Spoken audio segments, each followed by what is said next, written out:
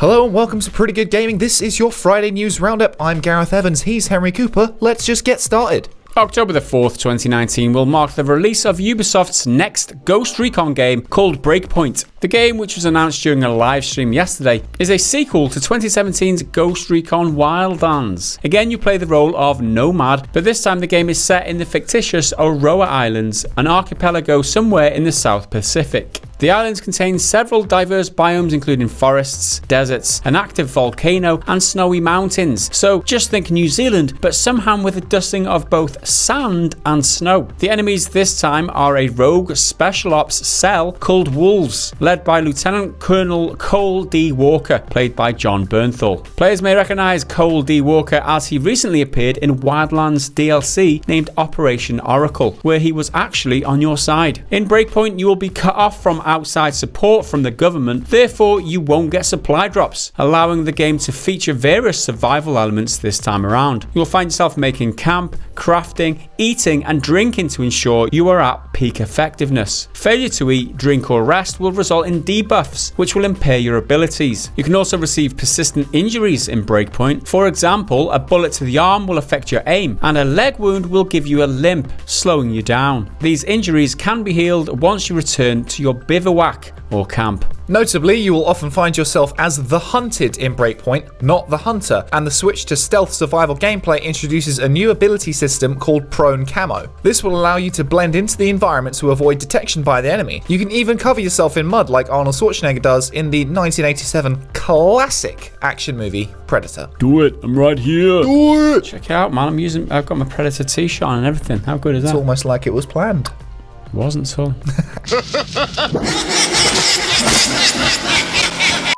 One of the more contentious changes, already raising some grievances within the community, is that this time around there will be no AI teammates in single player mode. You will, however, still be able to play with up to 3 friends in co-op mode. There is also the option of deploying up to 3 drones at a time and using the sync shot ability, which makes a return from the Predator to Wildlands. You also get 4 different classes to choose from, each with their own unique progression path, and interestingly, in Breakpoint, your XP and abilities will carry over from single player to co-op. The game will launch with PvP mode, and Ubisoft have already announced that they will be supporting the game way into the future, and every 4 months a major new expansion will launch. This will be the first Ghost Recon to feature endgame co-op raids. They're also planning additional story missions and special events. Ubisoft seem to have put together quite an impressive package this time, which will certainly capture the attention of fans of the series and the action shooter genre. It seems like the only thing glaringly missing is a battle royale mode. Maybe they're saving that announcement for another time. Yeah, it seems like this announcement's gone down pretty well. A lot of people like it. There were issues with Wildlands. It was a good game. It was fun to play. There's a couple of issues with the vehicles being a bit like tricky to drive, and they were a bit glitchy. And also I didn't like the progression system in that game. You just randomly came across a medal that you just picked up, and then you got to attribute a skill, and it was like that's not very rewarding, a progression system. Hopefully they can iron those things out. They look like they've put together quite a decent value for money package here. It appeals to single player gamers and multiplayer gamers. My only question is how much have they just tried to appeal to too many? How many boxes have they tried to tick here? Because they've ticked everything, like we said, apart from the battle royale that I can see. Because you think about the multiplayer component, there's 4 character classes that you can choose from, a bit like Destiny, a bit like the Division 2, right? So there's so many crossovers with other games. It just raises the question, what are they actually doing unique in this one? I think the Division 2 learned a lot from where the Division 1 failed, and they added a lot of stuff that people did want, and it seems like they've kind of done the same here. But I do get what you mean. Like, Ubisoft games are very like uniform and ubiquitous across them all. Yeah. Well, this feature works in this one in Ghost Recon. We're going to use it in Assassin's Creed. Completely different like settings and stuff, but they borrow and change features. Yeah, what they've done this time as well is in Wildlands they were set in Bolivia, and they characterized that place as like a cartel kind of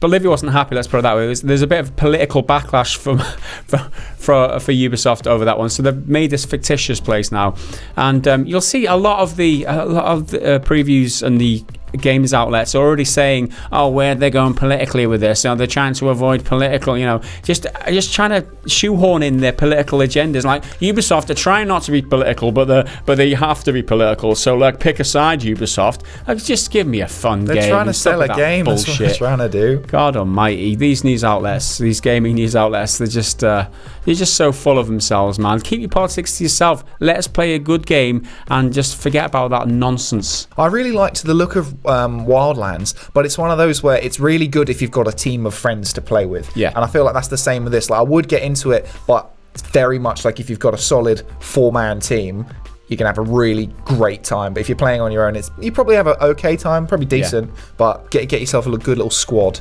Yeah, that's true. That's the same for Wildlands. You're always best with a multiplayer where you can dynamically approach a situation and work as a team well together. I think definitely adding the survival mechanics and those elements into it's got my attention, that's for sure. It's not something you usually associate with Ghost Recon, but it's like if you played Monster Hunter World, where you'll sit at a camp, you'll have a good meal, feed yourself up, and then go out to battle. It's like buffing yourself up before you go out. I think of it more like that rather than like survival. You might die if you don't get enough food or anything like that, because that's not what it is at all.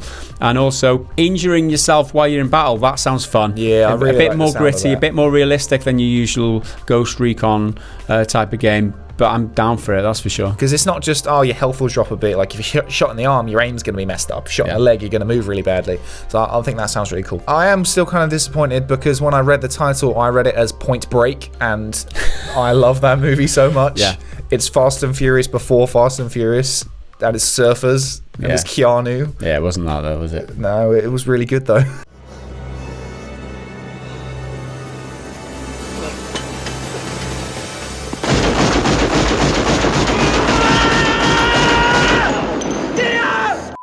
So that leads us to our next segment today. This is the gaming news nuggets, and oh, how you've missed them. First up today, God of War's epic 5-year development process can now be experienced in the new documentary Raising Kratos. According to the description, this is more than just a making of. This cinematic journey of second chances rooted in family, sacrifice, struggle and doubt follows game director Cory Barlog and those who chase perfection in art and storytelling. The documentary is almost 2 hours long and can be viewed on the PlayStation YouTube channel. The multiplayer horror slasher fest Dead by Daylight has revealed its next additional character. The iconic Ghostface from the classic slasher flick Scream joins the roster alongside Halloween's Michael Myers, Nightmare on Elm Street's Freddy Krueger, and Texas Chainsaw Massacre's Leatherface. The reveal actually came from an update leak, where data miners uncovered models, textures, and animations for the character. The surprisingly fun Tetris 99 free-to-play Battle Royale is getting an offline mode as paid DLC. Titled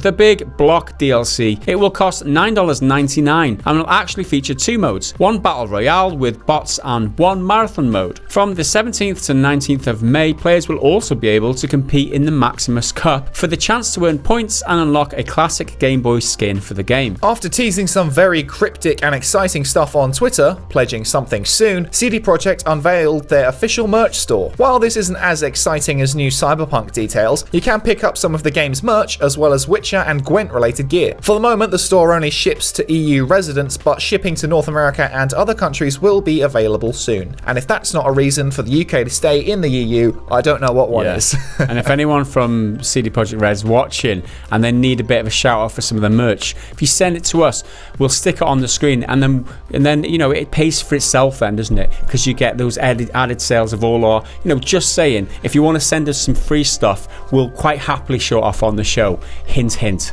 The multiplayer battle royale shooter PUBG has been pulled from China due to difficulties with its monetization and China's laws on the matter. However, that hasn't stopped publisher Tencent from launching a clone of the game, which has regulatory approval to generate revenue. Game for Peace is remarkably similar to PUBG, despite Tencent claiming that the game was built in-house, and they are very different genres of games. Different genres in the sense that when you shoot somebody, they'll sit on the backside and wave at you when they're dead, rather than dying in a pool of blood, because that makes it a completely different genre. I mean, you don't shoot them with bullets this time, they're paintballs, so it's family friendly. It actually looks pretty fun.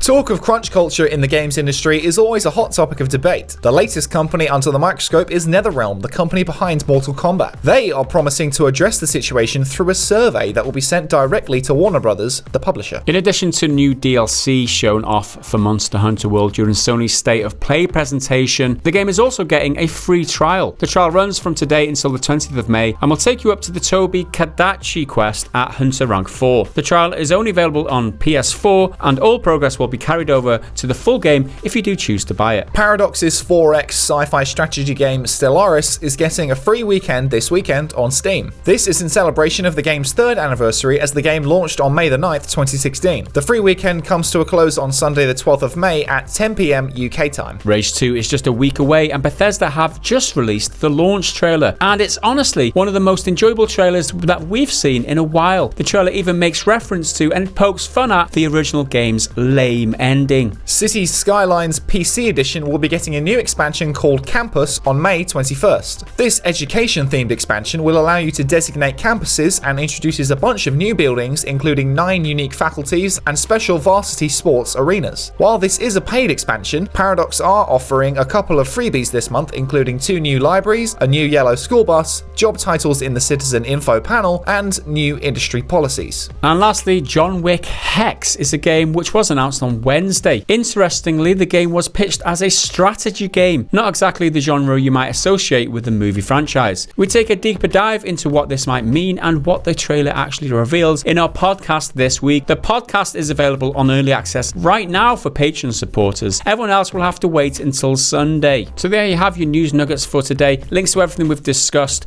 or mentioned in the description of this video if you want to go and check them out individually. So let's have a joke for this week. Now you can submit jokes to us on our Discord channel, which you get access to through Patreon if you contribute any amount, as little as you like, and you'll get straight in there. So we've got one from regular Discord dad joke submitter Tons, and this one did tickle me perhaps more than it should have. Why do cows wear bells around their necks?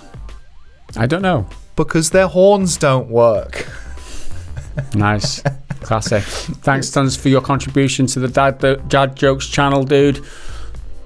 Sony launched their second State of Play showcase yesterday and debuted a number of upcoming games for the PS4. The 10-minute video opens with a new DLC for Monster Hunter World called Iceborne. This will add a new region, new monsters and upgrades, and will be available on September the 6th for PS4 and Xbox One, but PC players will have to wait until the winter. Next up was an indie multiplayer dungeon crawler called Riverbond. It has your classic asymmetric action gameplay, but with a Minecraft-esque visual style and a focus on environmental destruction. Sticking with the multiplayer theme, the next game's instant excitement was dashed immediately. Predator Hunting Grounds is described as an online asymmetrical multiplayer shooter that pits a fire team against the stealthy killing machine. As soon as I don't know what the instrument is, but it's like a rolling sort of drum, wooden drum thing.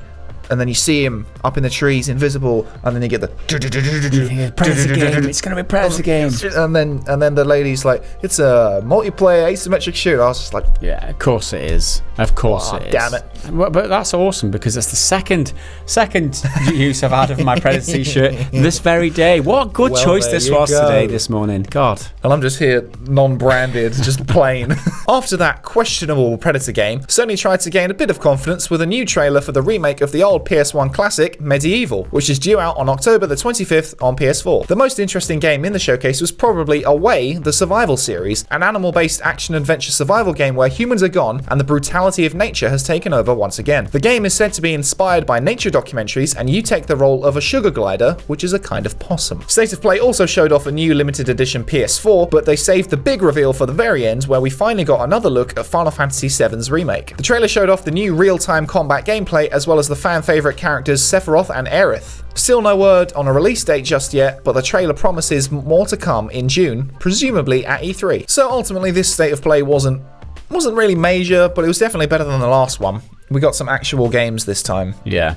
And Final Fantasy, that's quite a big deal. I'm not even a big Final Fantasy fan, but I'm quite interested in this remake. Yeah, it seems cool. That huge DLC for Monster Hunter World will please a horde of fans. Capcom's designated, or it's officially Capcom's biggest best-selling game ever now, Monster Hunter World. So the fact that they're bringing new content for that will only delight fans, that's for sure.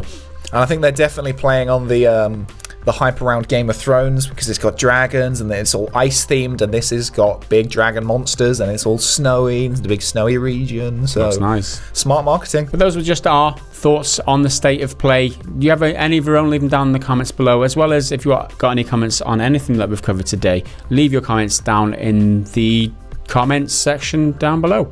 Who would have thought? So that's it for this week. We'll be back on Sunday with the podcast. Unless you've got early access, head over to patreon.com/prettygoodgaming and you'll get access to this week's podcast right now. And if you want to support the channel and get access to that, you can feel free to do that. And we much appreciate that, guys. Thank you very much. So that's it for today. We'll be back again next time. Until then, bye for now.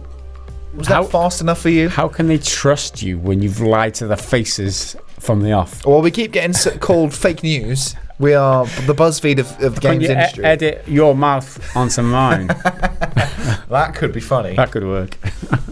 Just confuse the fuck out of them with your voice coming out of my mouth. The fuck?